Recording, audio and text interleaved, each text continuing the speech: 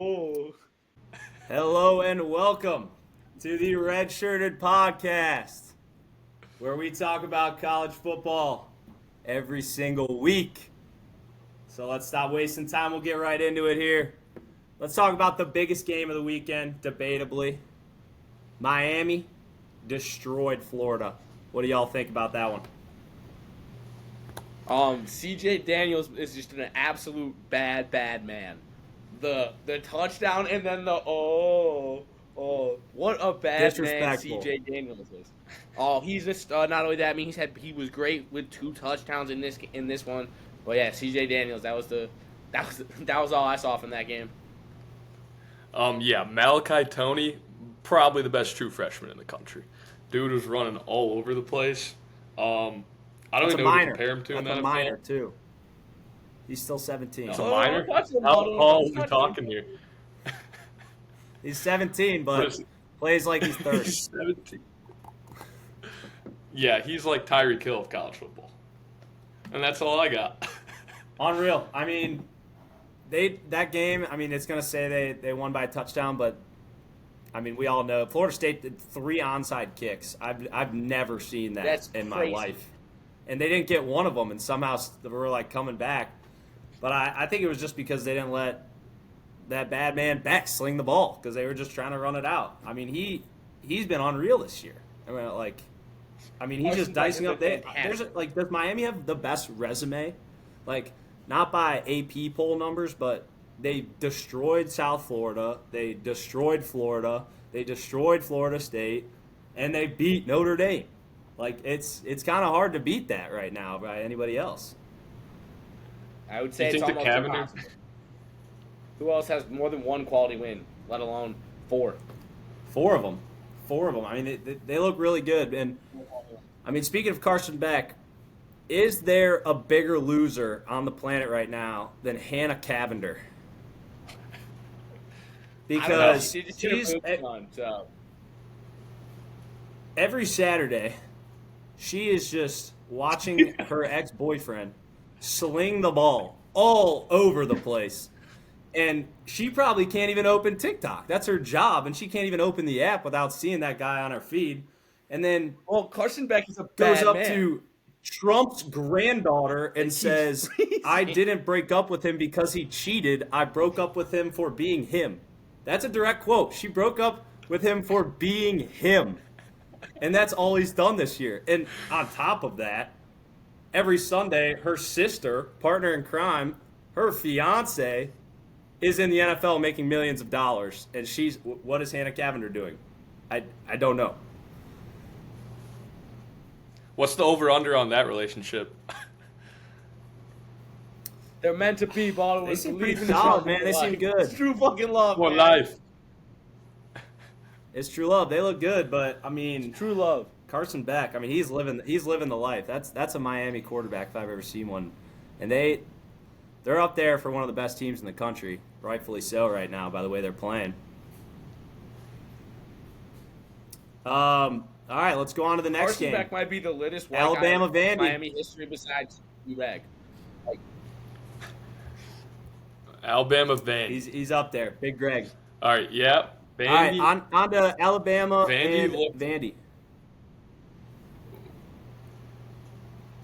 All right, Alabama Vandy. So Vandy came out and looked like they're about to pull it off, like they did in 2024, but Bama obviously did not let that happen. Vandy honestly in the second half just got absolutely suffocated. Diego Pavia threw that pick on the 20. What was that, like late third quarter? That really like shifted the momentum, I felt like. And then like Bama was just able to take over eventually with like their run game. So yeah, like you touched on it earlier, right? You got Vanderbilt strikes first, and then Ty Simpson causes the first ever turnover for Alabama all season. So you're thinking, oh, like this is gonna happen again, and then Diego Pavia pops a big run to bring him in to bring Vanderbilt into the red zone, and they keep showing his milf of a mother on the TV screen, right? Diego Pavia is 5 for 5 with 48 yards to the air and 39 yards through the ground. Vanderbilt's putting together a drive. You're like, oh no, they're going to hit the knockout punch. And then Justin Jefferson, not Justin Jefferson from the Cincinnati Bengals, the former LSU Tiger, that linebacker for the Alabama Crimson Tide, strips it loose from Diego Pavia, and then Alabama goes down the field, and they score out Ty Simpson with a beautiful pass. A beautiful move to find a wide open Ryan Williams, who might be back. Is Ryan Williams? I think Ryan Williams might be back. He looked fantastic, right? And then Vanderbilt goes down, and then they take the lead, and then Ty Simpson executes a beautiful 2-minute drill, capped off by a 27-yard touchdown pass to Jerome Bernard, and then Alabama rips 17 unanswered in the second half. Just a dominant game. Alabama was too strong and too fast on the outside, in particular, for Vanderbilt. I mean, talking about Ty Simpson, there are not many people in the country playing better than that guy at any position. I mean, first turnover in week 6 is very impressive to start. He's giving, like, when I was watching that Georgia game and when this past weekend when I was watching the Vandy game, he's giving off a similar vibe as, like, you know when you're a little kid and there's always that one kid, you step up to the batter's box, you know, in 10U baseball, and they're like, back up, outfielders back up. Or you're playing basketball and they're like, that's a shooter, you know, watch out for the shooter. I mean, that's how I feel every time he throws the ball. Like, if he throws the ball, you're just like, this is going to be completed somewhere on the field. And it might be for 20 yards, it might be for 5 yards, and it might be for 70 yards down the field for a touchdown. He's looked unreal. And he's backed up. I mean, he's overcome that week 1 loss where their offense didn't look great. And he's been playing out of his mind. Yeah, I mean, what do you got, Baldwin? Ty Simpson is like what some people have said. Well, on Ty Simpson, only thing is, I will say about Bama is they haven't been able to run the ball. What do I think about him? I mean, I think he's looked amazing, but she was amazing. I think he's looked amazing, but yeah. The only thing is they haven't been able to run the ball, and what I think like Ryan Grubb has done is like Jay was saying even before the podcast started, they've been able to run like screen passes to almost like simulate the run game. But against Vandy, they were able to get the run game going a little more, which I think helped like Ty Simpson in the long run. Because I don't even think he played his best game against Vandy. Georgia game, he looked like the best quarterback in the country. But yeah, I mean that's really true. And I mean, touching on Vandy, obviously they started out 5-0. Now they have their first loss on the board. I don't know if you guys have looked ahead at the rest of their schedule. They did compete in that game. I mean, they were at halftime. It was a very close game, and they just struggled in the second half. But now they host LSU. They got a bye week this week, but then they host LSU, and then they host Missouri, and then they go to Texas, and then they got Auburn, Kentucky, and then at Tennessee. So right there, I mean, if they win one of those games, LSU, Mizzou, Texas, or Tennessee, I mean, obviously, very impressive win, regardless. But if all 4 of those are losses, which they very well could be, because those are all very good teams, they could be looking at a 7-5 year, and Diego's not really backing up all that talk he's had this year.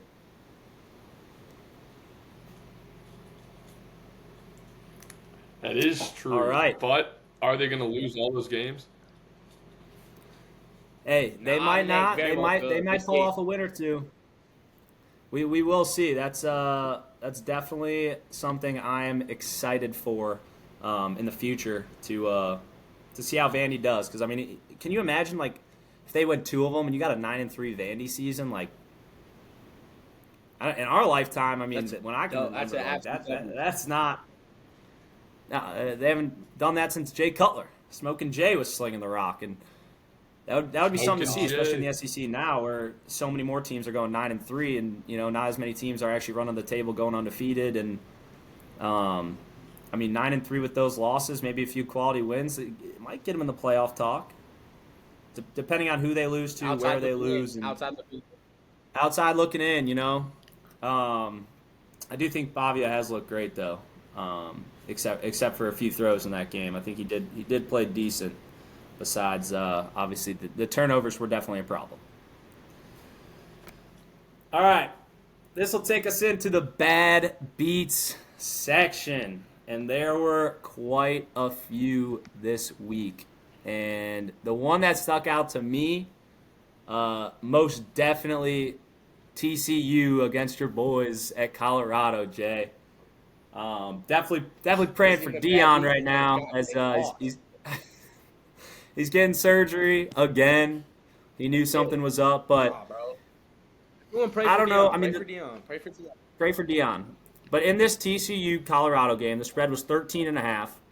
Now with 7 minutes and 20 seconds left, the score was tied 21-21, and TCU had the ball, and they actually went for it on 4th and 1 from midfield. They got it, but it was called back due to a pass interference. Now, after that pass interference call, it brought us into an interesting situation where now you have Colorado plus 13.5, and you're getting the ball back with 7 minutes, and you're probably feeling pretty good, but they punt the ball, and it hits the back of a Colorado player's head or hit his back, and TCU recovers the ball. So now they got the ball in Colorado territory. Colorado gets them to 3rd and 1, and TCU scores a touchdown. They're up 7, right? With 5.5 minutes left, Colorado's getting the ball. You're still feeling pretty good, but Colorado gets the ball, and they actually end up punting with 2.5 minutes left. So now, TCU up 7. They're on their own 40. A first down or two should end the game, but they are just first down after first down after first down, just completing these plays. And then Colorado starts to get their, foot in the ground. They stuff them a few times. They get them to 4th and 6 with 19 seconds left to go. And Josh Hoover throws an absolute seed to the back corner of the end zone to crush the Colorado plus 13.5 bettors and win it for the TCU bettors. I mean, that must have been electric if you took the Horned Frogs. But for Colorado fans, that is what you call a bad beat. Why would they go for that? That's what I was confused about. Bro, it's because Dion went in and won his first game at TCU, and TCU was pissed, and they're like, fuck them, we're going to cover the spread. That's what it was. We have to cover. Sonny Dykes like, I have Not to even cover. kicking the field goal to end the game. They wanted all the smoke. And on top of that, I don't know if you guys have noticed this guy this season. The guy who caught the first touchdown to go up by 7. His name is... Totally lost it. All right, hang on. I'm finding it. Here it is. So the guy that caught that first touchdown to go up 28-21. His name is Joseph Manjack IV. And this guy is a senior transfer from Houston who wears no drip. He has no receiver gloves. He has no arm sleeves, nothing. That's one thing. This guy doesn't wear receiver gloves. He doesn't wear wristbands. And on top of it all, he wears no-show socks. And He's got no also just has 2 swords on his triceps. That's it. That's the only thing on his arms, is a tattoo of a sword on each of his arms. And I've never seen that from a receiver. And he's pretty good. He's got 300 yards. He's one of their top 3 receivers. He's got 2 touchdowns. Have you guys ever seen anything like that? No, but it's amazing. No. Especially modern football. Wearing no gloves. That's crazy. Modern football is just brutal. Joseph Manjack, one-hand catch, touchdown with no drip. He doesn't need gloves. Manjack. All right, Jay. You want to go to your bad beat? Yeah, I'll go down to the FCS level, and those for anyone who bet on Morgan State money line. I don't know if anyone did in the history of the world. Maybe like 3 of you might have, but what happened, right? Morgan State is up. They're up by 4. Game looks to be on the line. one final play for Georgetown, and they somehow get a one-on-one matchup for a 50-50 ball in the end zone. Des Thomas II hits Jimmy Kimmel for a game winner as time expires. Kibble went up and mossed the defender. Somehow they had a one-on-one matchup with a chance to win the game as time expired. Bang! Jimmy Kimmel mosses him. A big win for Georgetown and a big shout out to their quarterback, Des Thomas, who had 4 total, who was responsible for every single one of their touchdowns. Absolute baller at the FCS level. Walk me off. Look at his ball knowledge. Yeah, I mean, losing on a Hail Mary is something. And I would also say you definitely have a problem if you are gambling on that game. But nonetheless, if you're going to gamble, you want to win. Had to throw it in. So, if you did bet on Morgan State, I don't even know if they let you. That's a rough one. Game. I don't even know if they let you. It would take some effort to even find that up on FanDuel or DraftKings to find that game and have the balls to bet on that. Yeah. Yeah, I didn't know it's there's possible. a spread on and that. for someone out there, they did it. There's one human who got fucked by that bet. Yeah. All right, we going to the Bama Vandy bad beat. Bad beat. Take us away, Baldwin. All right, so here's how we'll start it. This isn't really part of the bad beat situation, but start of the fourth quarter, Bama's up 6. Vandy's putting a drive together, and then Diego throws one of his picks, or just his pick, and they're on Bama's 20. All right, so that's whatever. The game kind of back and forth. Bama later gets a field goal with, I think it was around 3 minutes left, goes up 9. Okay, Vandy gets the ball back. So you're like, all right, I think there's 2:30 left, maybe, 2:30, around 3 minutes left. So they get it below the 2-minute warning, and it's 4th down play. It's 4th and 20. Diego took a sack, I think, on 2nd or 1st down. And then, so on 4th and 20, they have a guy wide open over the middle.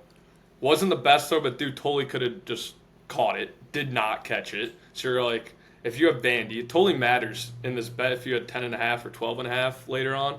So Bama gets the ball back. I think it's on Vandy's 30. And so they're running it. The chewing clock. Vandy had 2 timeouts. They take them. And then all of a sudden it's 4th and 2, and you're like, all right, they're going to kick it. If you have 12.5, you're like, all right, this is amazing because then I'm going to cover. But Loki did not make sense from the kick, so they decided to go for it. And when they go for it on 4th and 2, they run it again, except the guy cribs it. So now 12.5 and 10.5 misses. I don't know why they necessarily cribbed it. I guess Ryan Grubb was like, let's cover the spread because screw Vandy. But I don't know why the player didn't go down.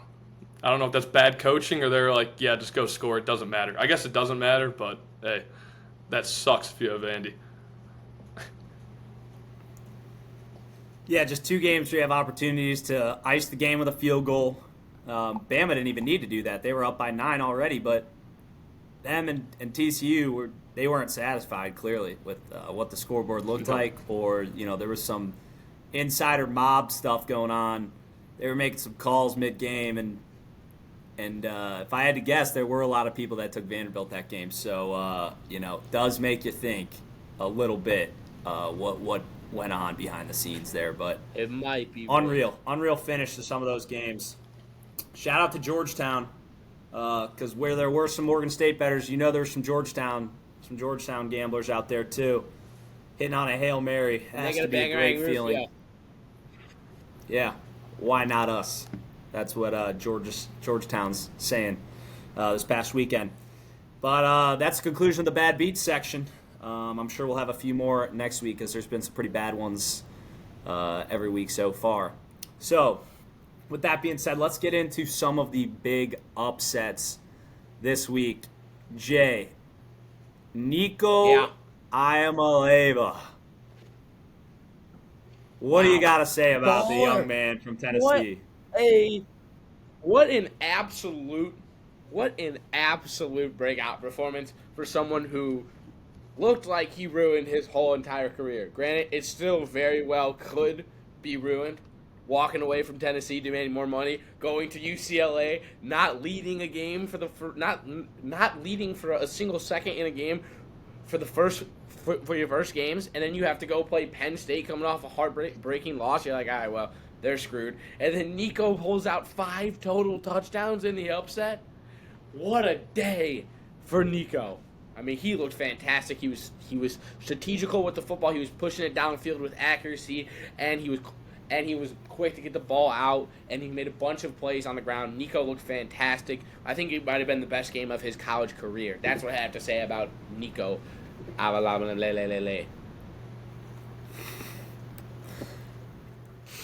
out there knows how to I couldn't say it either, Jay. I'm not even going Someone to out attempt there, it. he's just Nico.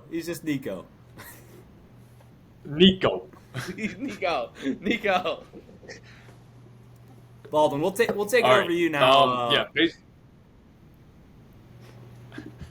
All right. Jay basically touched on it. This was an all Nico game.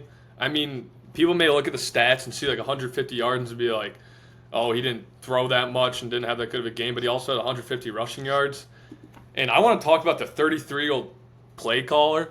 That has to feel absolutely electric for that guy. Comes in, their team's 0-4. They already got rid of the head coach, offensive coordinator, and he comes in and he calls up a beautiful of a game to beat. What was Penn State ranked 7th or 8th? It's what they were, right? I think it was 6 or 7. They're around there.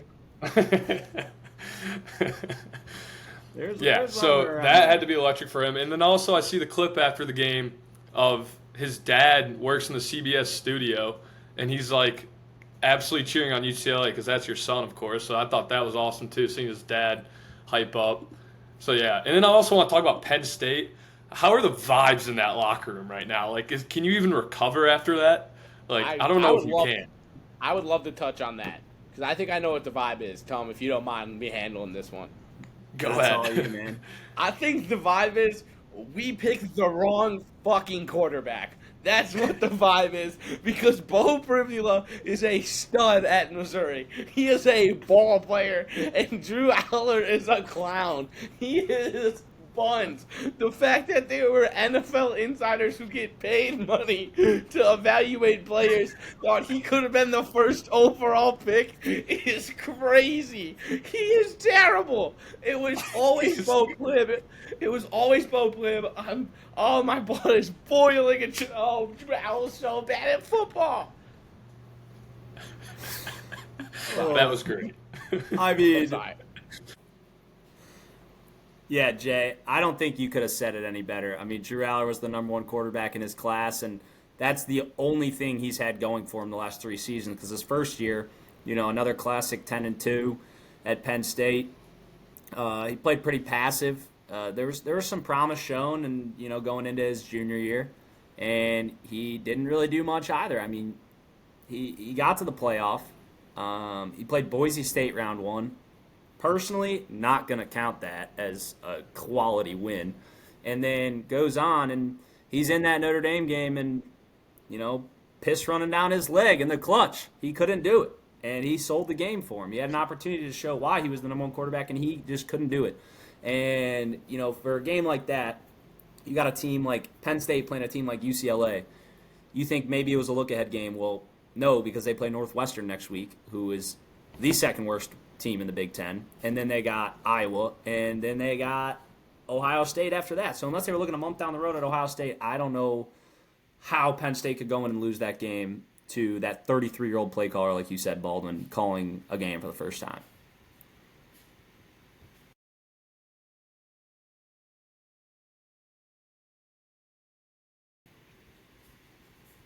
But, yeah, you're muted, Baldwin. You're muted, Baldwin. I was muted. My bad. What was I saying? I was saying like, Bro, they're just how gonna many see the games are clips. they They're only gonna gonna see the clips. clips? I was saying like, how many more games are they gonna win the rest of the year? Like they got to go to Ohio State. Probably not going to be favored. The locker room's probably like our season's over. I mean, they're probably not actually thinking that, but it's got to be so down. Like they could easily lose. Like the Big Ten isn't a complete joke, obviously. So they could easily lose 2 or 3 more and end up 8-4, 7-5, which like obviously you're allowed to have a down year, but like Penn State with like the preseason notion, that would be pretty bad. Yeah, and I mean, I after that think Ohio that State game, they also. You want to go, Jay? no, you got it.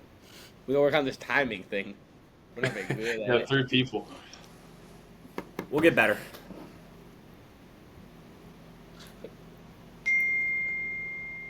All right. So, what? Oh, okay. So James Franklin, if you ask me, has to win out, and that includes winning the national championship for him to be the head coach at Penn State next year, in my humble opinion. Only Yeah, I problem with that, mean- they got to pay him $50 million. That's a lot of money. I have some ideas That's a as to whole what I bunch would of do with money. That $50 thing million. doesn't If I got that $50 million buyout, for his ego, he probably would still coach, but I'd probably hit the beach in Malibu and kind of ride it out there with a few cocktails, if you know what I'm saying. All right, Penn State sucks. That's where we're at. But you know who else sucks? Arch Manning. What is going on in it's not Austin, looking Texas, fellas? Arch Manning looks like a group of 5 quarterback right now. Not the starting quarterback at the University of Texas. Looks like it's only there because his last name is Manning. But I don't believe that. I think he's off to a rough start. I still believe in him. I think he's going to be great. Well, I think he's going to be good. No, I think he's going to be great. So that's just all. That's all. Florida Yeah, I Bowling, mean, what do you Arch, got? the main takeaway I got from the main takeaway I got from like Texas and the Florida game is like Arch obviously was missing throws that he should have made, but at the same time his O line sucked the whole entire game. He was getting hit left and right. Like the deep throw, people are like he should have completed it. Yeah, maybe, but he also did take a big shot to the chest. So I think the Texas O line has to pick it up, especially with a quarterback with not a lot of experience. Because when you have a quarterback with not a lot of experience, it definitely helps if they have time in the pocket. But Arch also does hold onto the ball way too long. So I don't know if he like can't read a defense or what. But so yeah, Arch Manning, I still got faith in him, but it's not looking too hot so far. Yeah, I mean, on top of that, All right, let me pose a question for y'all. Does that loss now make Texas? How important is this Red River rivalry game? Is this their season on the line here in this game? I think Yeah. there's a pretty I don't simple really know the way answer to put it. from my perspective on that. And it's yes. I think Texas absolutely needs to win out at this point because I get they lost to Ohio State. If they lose this game to Oklahoma, technically it's only 2 SEC losses. And in a world with some good luck, they could sneak into the SEC championship and somehow get in. But this is on. Oh my God! Oh, he's back. He's back. What do you got, This is McLean? What do you got? And but Texas, they gotta win this week, man, material or not, because then they gotta go to Athens and they're gonna have to win that game, and then they're gonna have to play Texas A&M, and the way A&M's playing, it's not looking good for Texas. So Arch Manning needs to figure it out, and I don't even think he has to be the preseason Heisman favorite, preseason number 1 overall pick favorite to do any of this. I think Texas has enough talent on their team, but when your backup quarterback comes in and gets the ball out of his hands on the first play without having any time to throw, not even a warm-up on the sidelines because the clock was running, that's a bad look, man. And then the next play, he's taking a sack when you have no timeouts. I mean, he's young. I'm with you guys. I think he's young. I don't want to write him off yet. I think a lot of people are going to write him off because he had all these crazy high expectations, which isn't fair. But man, they got to figure it out over there, and unfortunately, they're now on a time crunch where they can't lose a single game the rest of the season.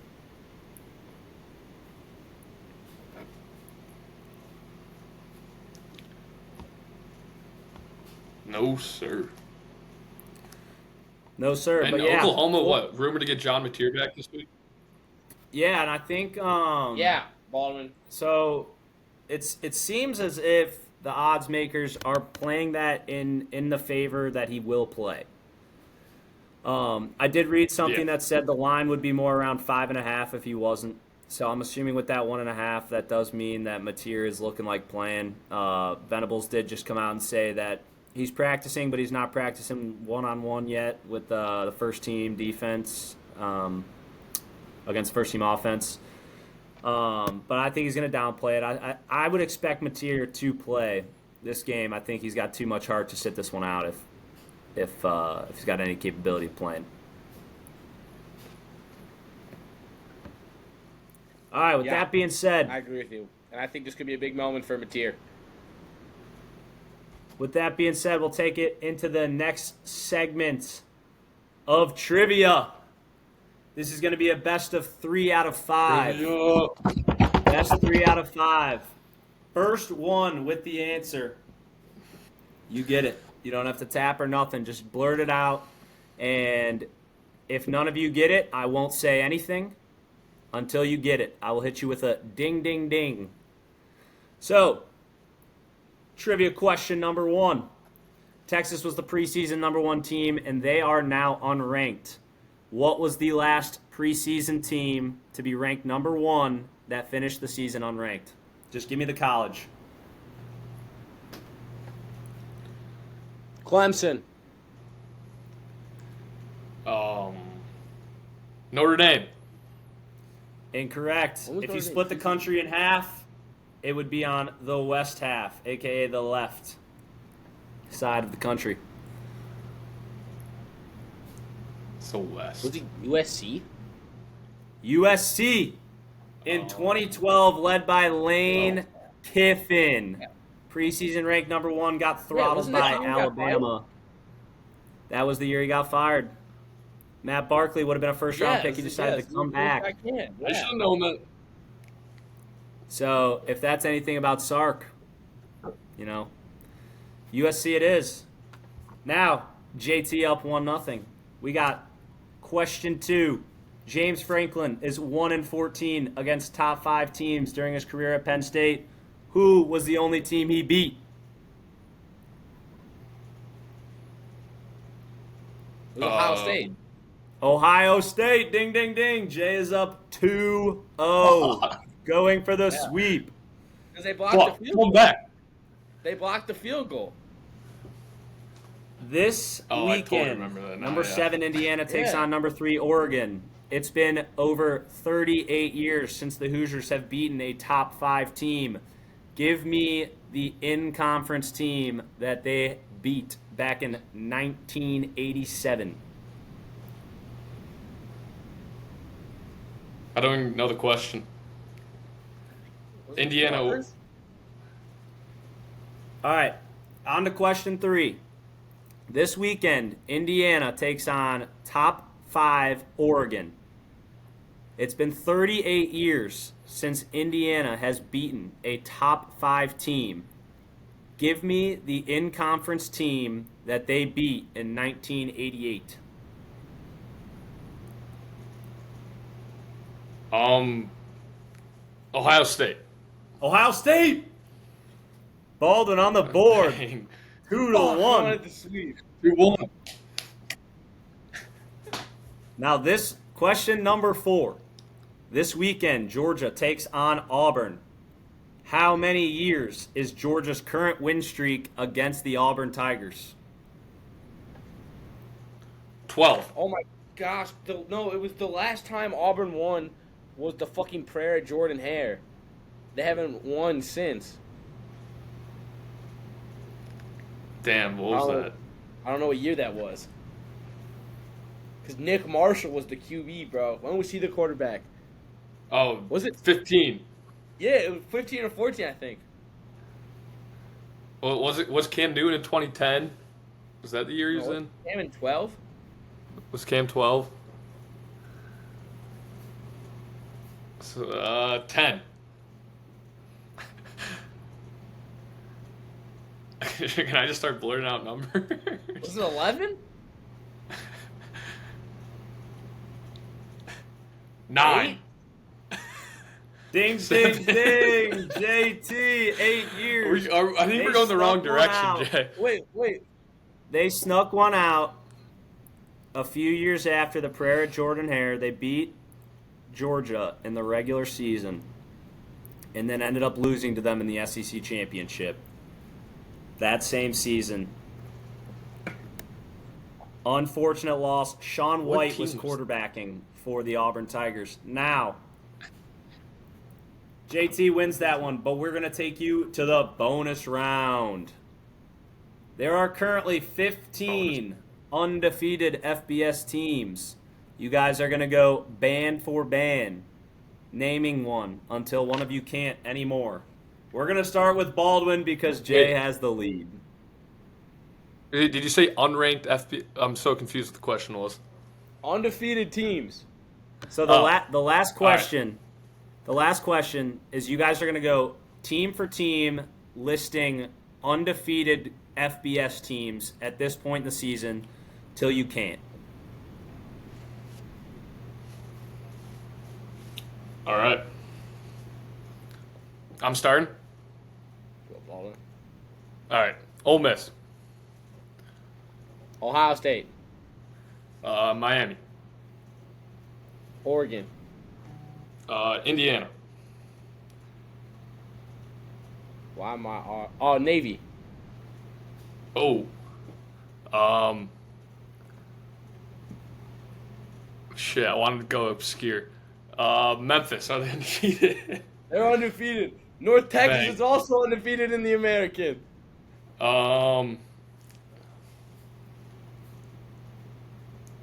Said Ohio State. Fuck, I'm blanking. I just gotta go to the top 10. Fuck. Power fives. You got 5 seconds, Baldwin. Castile. You can go ahead, Jay. Oklahoma. Horns down. I'm retarded. Blank. And Texas A&M as well. They're undefeated. Wait, how many more do I need? You need We've named like 8.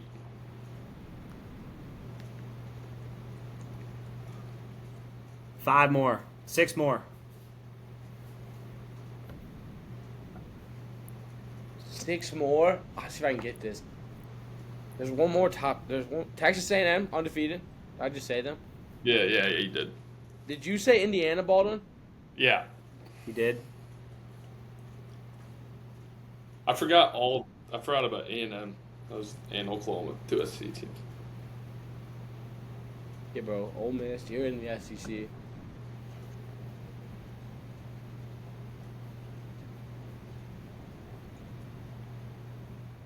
Wait, you already said Oregon, right, too?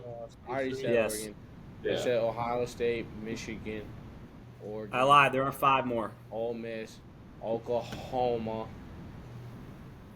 Oh, Texas Tech is undefeated. Texas Tech. 4 more. Oh, BYU. BYU. Yeah, they should be undefeated too. 3 Yeah. more. So we got 3 more, Baltimore. We gotta get this.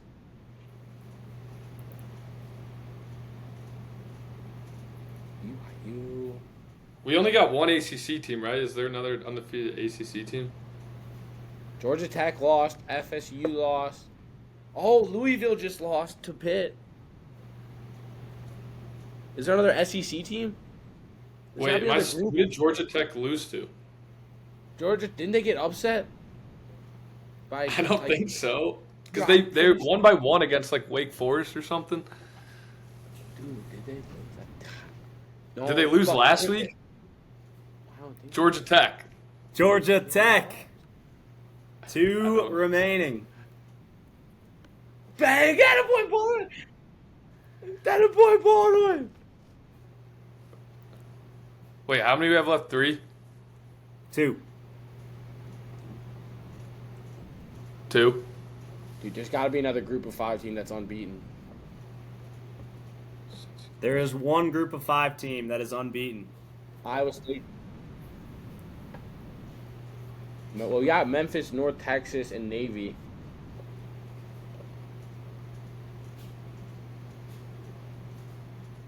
I did not know USF Navy was undefeated. If you looked at our country on a map and split it down the middle, it would be to the left, aka the west.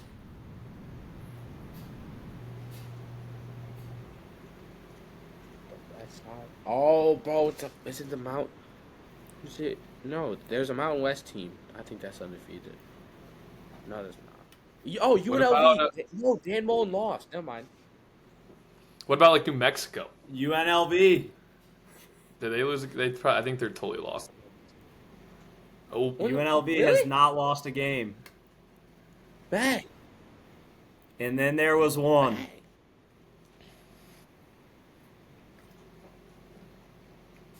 I feel like they're like a top 10 team. This team they're so resides obvious, but around the middle of the country.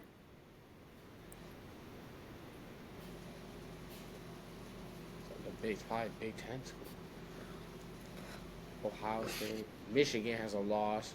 Penn State obviously has a loss. Illinois has a loss. Michigan State has multiple losses.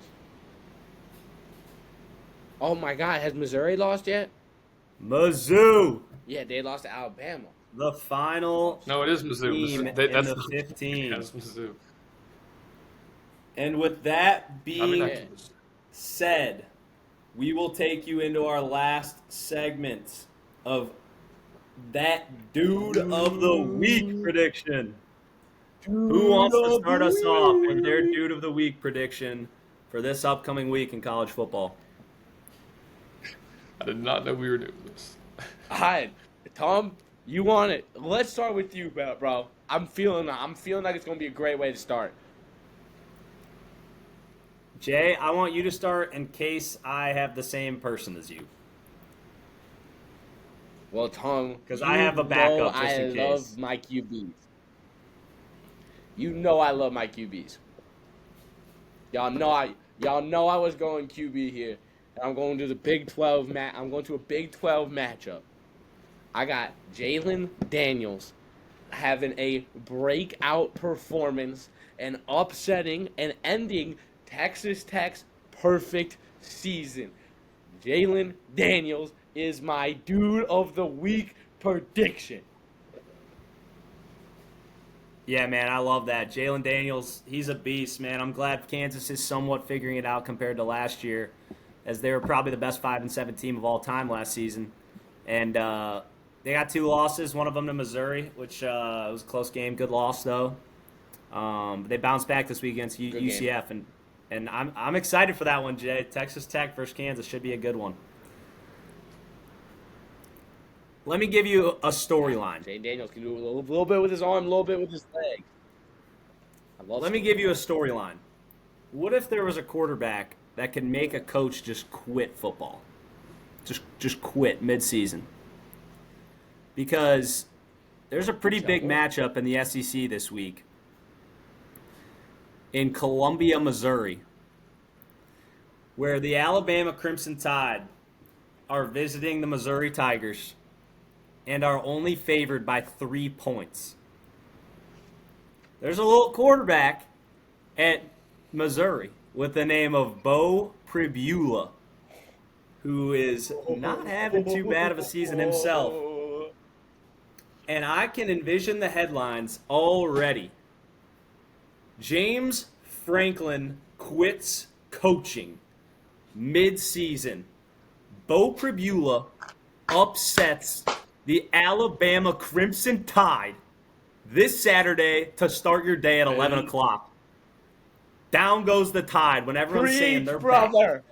They're saying they're back, but no one's talking about undefeated Mizzou and Bo Pribula, who's going to run all over them. Sometimes I feel like I'm watching Trace McSorley. I mean, this guy has a should have been chance Trace. to jump in the Heisman conversation early and often this Saturday.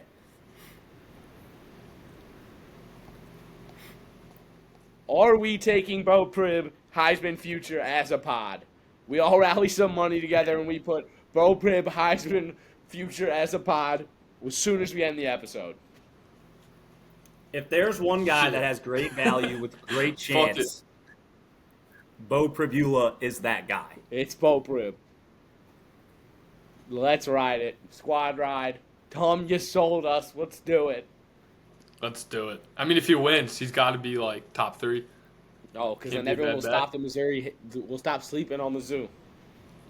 I love it, Tom. That's amazing. Bo Prib. All right, Baldwin, All take right, us I'm home going to with keep it in your... the SEC. All right, I'm going to keep it in the SEC. I'm going, so we got a little night game at LSU, Death Valley. Obviously, hard place to play. But I'm going with Lenoris. Lenoris is like DJ where he has not had a good season. But I think Lenoris Sellers is going to walk in there and just be absolutely electric. I don't think LSU's offense is that good. So, I mean, South Carolina's going to have to drop that many points. But on South Carolina's offense, Lenoris literally does everything. So if they're going to win the game, I think Lenoris is going to have to play amazing. So, yeah, I'm going with Lenoris. I think he obviously can't win the Heisman because their team's probably not going to be good enough. But I think it can definitely help his draft stock going into Death Valley and win the game. And I think the way he's been able to throw the ball downfield will help against LSU's really good defense. So if they can run the ball to help him a little bit, I think I got Lenoris popping off. There is nothing I would love to see more than Lenoris Sellers start out Cocktober with a bang in Death Valley with an upset. Cocktober. Getting back to that Heisman roots and starting Cocktober up with a bang. Let's go. Well, hey. I love it. You know I love me some dual threat QB. Love that. We all Baldwin. like That's quarterbacks. amazing. Yeah. Who Well, was hey. surprised? Who thought we were going anywhere else? Quarterbacks are fun, man. Quarterbacks are fun. You know, I did pick Bo Prib. We'll give a little shout out to podcast is pro Ahmad QB. Hardy, the running back at Mizzou. He leads the SEC in rushing yards by about 300 yards. So he's not having too bad of a season himself, but I think Bo Prib can get any girl he wants if he beats Alabama. Not that he can't already, but he might be able to get any girl from Alabama if he pulls that one off. Wow. Oh, Bo All right, Prib. with that being said, that was your introduction to the Red Shirts. And we will be back next week.